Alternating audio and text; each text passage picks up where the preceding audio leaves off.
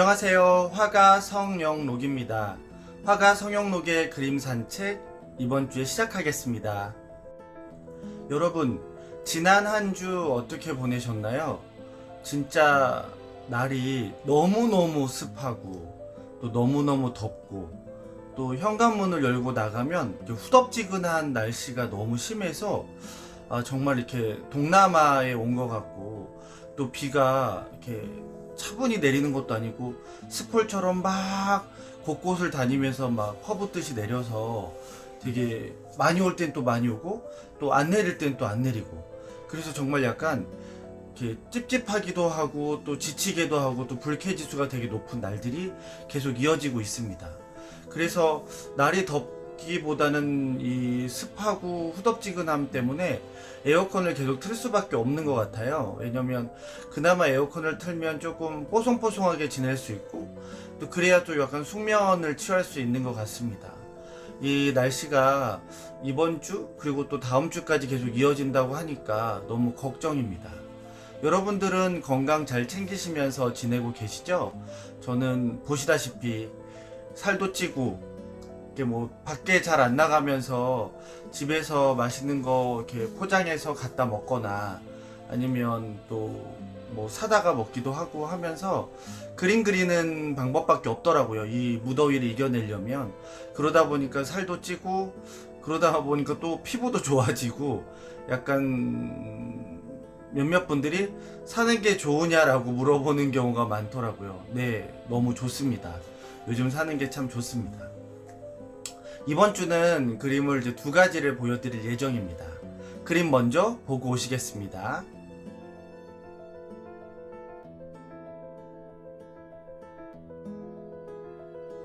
여러분, 좀 지난 영화긴 한데 영화 베테랑을 보신 적 있으신가요? 그게 뭐 제가 기억하기로는 1000만이 이렇게 넘은 되게 흥행하고 인기 있었던 영화라고 알고 있습니다. 배우 황정민과 유아인이 주인공으로 나와서 뭐 되게 유명한 대사도 있죠. 어이가 없네 라고 하는 그런 대사가 있을 정도로 되게 1000만이 넘고 지금까지도 뭐 많은 분들이 베테랑 하면 다 기억할 정도로 인기 있는 영화였습니다. 지금 앞에서 보신 두 개의 그림은 영화 베테랑에 나옵니다. 영화 베테랑에 협찬이 됐던 그림들인데요. 며칠 전에 아는 분께서 유튜브 이렇게 영상을 보내주셨어요. 근데 그 영상이 이제 몇 분짜리인데 저도 이렇게 이건 뭐지 하고 이제 봤는데 제 그림이 계속 나오는 그 장면이더라고요. 그 처음에 그 영화 협찬을 하고 시사회를 초대받아서 갔는데 정말 영화를 이렇게 제대로 잘 보지 못했어요. 제가 저희 성향상 뭐 폭력적이거나 또 피가 나온다거나 또 막 이렇게 무지 야하거나 이런 영화를 좋아하지 않고 개인적으로 또 영화를 그렇게 보는 편이 아닙니다.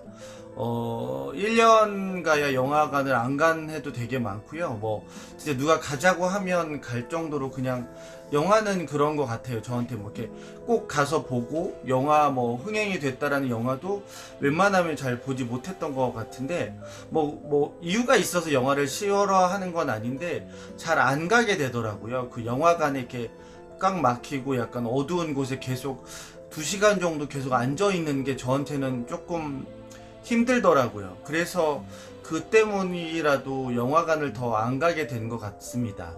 그런데 이 협찬 의뢰가 들어왔을 때 제 친동생이 영화를 되게 좋아하는데 또 제 친동생이 되게 좋아하는 영화 감독님께서 하는 영화였어요. 그래가지고 동생을 위해서 이제 협찬을 하기로 이제 마음을 먹고 그림을 보냈죠. 그때 이제 뭐 촬영하는데도 가지도 못했고 그냥 그림만 하루인가 이틀 정도 잘 이렇게 가서 거기서도 자체적으로 액자를 만들어서 이제 미술팀에서 액자를 만들어서 걸어서 촬영을 하고 근데 저한테 잘 안전하게 왔죠. 그래서 이제 뭐 별 생각 없다가 이제 시사회를 보러 갔는데 어떤 영화가 어떤 내용인지도 모르고 어떤 뭐 스토리 또 어떤 배우들이 많이 나오는지도 정확히 모르고 그냥 갔는데 약간 이렇게 조금 싸우기도 하고 폭력적이기도 하고 좀 제가 약간 제 멘탈로 이렇게 받아들이기에는 조금 쉽지 않은 영화더라고요. 그래서 그때 같이 갔었던 친구랑 갔는데 진짜 계속 거의 얼굴을 가리고 이렇게 소리만 들으면서 봤던 것 같아요. 그리고 중간에 너무 나오고 싶기도 했는데 또 내 그림이 어디에 걸렸는지는 봐야 될 것 같아서 결국까지 참았는데, 이게 영화는 이게 쑥쑥 지나가니까 정확히 알 수가 없었어요. 어디서 나왔는지 뭐 그냥 대략적인 것만 이제 알고 있었는데, 근데 이번에 보내주신 유튜브 영상에는 명확하게 어디에 걸렸고 어떻게 봤는지 알 수 있더라고요. 핸드폰으로 몇 번 돌려보니까. 그래서 이번 주에는 이 두 개의 작품으로 오랜만에 추억을 생각하면서, 영화 베테랑을 생각하면서 베테랑에 나온 그림을 설명해 드리면 좋겠다라는 생각이 들어서 이 그림 두 개로 선정했습니다. 처음에 영화 이제 미술팀에서 제안이 왔을 때는 이제 다른 그림들을 요청을 하셨었어요. 좀 더 크고 뭐 이제 그쪽에서 원하는 초이스하는 그림들이 있었는데, 그때 당시 이제 그 그림들이 모두 외국에서건 우리나라에서건 판매가 다 된 상태여가지고 그 그림들을 빌려줄 수가 없었어요. 이게 또 컬렉터 분들을 제가 알 수 있는 방법도 없었고, 또 외국 같은 데서는 싱가포르 이런 데서 판매된 거는 다시 가져올 수도 없고 이제 빌려올 수도 없고, 그래서 프린트를 해서 하면 어떻겠느냐라고 말을 했는데, 그 감독님께서 되게 디테일함까지 신경을 쓰시는 분이어서 프린팅한 그런 이미지는 안 된다고 말씀하시더라고요, 미술팀에서. 그래가지고 있는 그림들 리스트를 보고 이제 몇 번 회의를 하고 그 뒤로 이제 결정했던 게 이 두 개의 그림입니다. 뭐 하나는 하얗게 피어나다라는 이제 그림으로 2010년도에 완성한 거고요. 가로가 170, 세로 60, 가로로 긴 그림인 거죠. 냉금지에 먹, 그리고 근본, 채색, 그리고 근본, 음분으로 완성을 했고요. 그 다음에 이제 두 번째는 꽃날 하얗게 피어나다. 이게 100에 50cm 짜리로 해가지고 두 개가 붙어 있어요. 그러니까 전체 그림은 2m죠. 200에 50에 또 똑같이 냉금지, 먹, 채색, 근본, 음분, 얘는 2012년도 그림입니다. 그래서 이 두 개의 그림을 이제 선정해서 보낸 거죠. 그때 당시에 뭐 지금도 이 두 번째 꽃날 하얗게 피어나다는 액자가 돼 있지 않아요. 그래서 두 개가 떨어져 있는데, 그러다 보니까 개수가 부족해가지고 그 두 개의 그림은 나란히 걸지 않고 빨간색 하나, 연두색 바탕 하나 해서 따로따로 액자를 해가지고 그 유아인 아버지가 있는 VIP 병동에 나오는 이제 세 개의 그림이 다 제 그림이 된 거죠. 그래서 보면 이제 뭐 영화의 내용상 보면은 이렇게 뭐 유해진이 맞고 그 뒤에 나오는 이런 장면들에 계속 나오는 그림들이 제 거여서 약간 조금 약간 이런 생각이 들긴 하는데, 푸른색 바탕은 이제 밑에 부분이 주로 많이 나와요. 하얗게 피어나다 이 그림은 좀 여러 가지 사연이 있었습니다. 처음에는 이제 푸른색의 물결, 그리고 뒤에 섬하고 이제 근분까지는 제가 이제 매번 설명을 해서 아시겠지만 그렇게 그렸는데, 거기에 이제 큰 꽃이 조금 트리밍된 이런 이렇게 하얗게 피어나다 시리즈들이 나올 때쯤 트리밍된 꽃을 좀 그리고 싶은 거예요. 제 생각엔 하얗게 피어나다 시리즈를 계속 그리다 보니까 조금 더 뭔가 다른 그림이 있으면 좋지 않을까라는 생각이 들어서, 또 크기도 컸던 그림이어가지고 그래서 근본으로 왼쪽 상단과 오른쪽 하단에 두 개 해가지고 이제 큰 꽃으로 이제 선묘로 이제 그림을 그립니다. 가운데 수술을 정말 태양처럼 많이 그려가지고 근본으로 쌓고 또 쌓고 쌓고 또 쌓아서 이렇게 왼쪽 상단과 오른쪽 하단에 이제 그렇게 바라보는 듯하게 이제 꽃 형상만 그린 거죠. 근데 그러고 그리고 나니까 뭔가 아쉬운 거예요. 이 하얗게 피어나다 시리즈인데 좀 더 화려하고 더 강렬하고 좀 더 이렇게 성형록이 항상 외롭고 차분하고 고독한 그림을 그리는 애가 그 당시에 무슨 생각이 들었는지 모르겠지만 좀 더 강렬하고 화려하고 진짜 약간 속된 말로 센 그림을 하나 그리고 싶다는 생각이 들더라고요.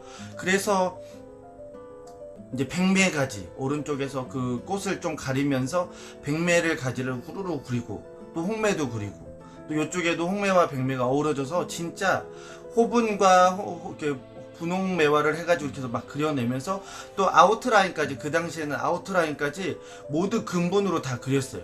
그래서 실제로 보면은 진짜 거의 근분 파트인 것 마냥 진짜 화려합니다. 반짝이는 것도 되게 많고요.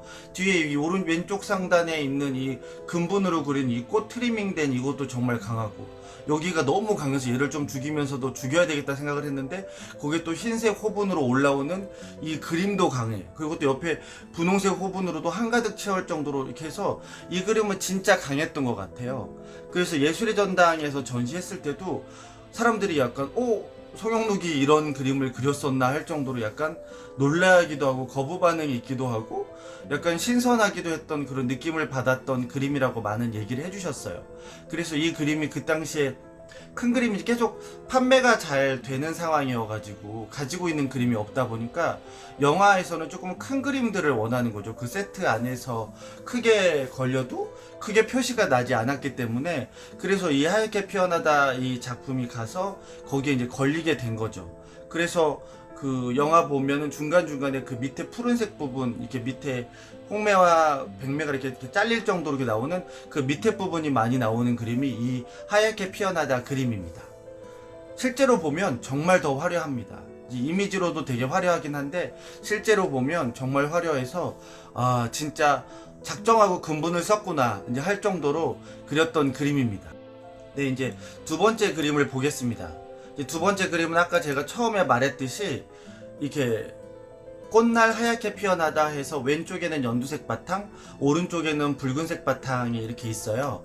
그런데 거기에 이제 그 백매가 가운데서 이렇게 퍼지면서 이제 연결되어 있는 거죠. 그림이 연결되어 있는 모습입니다.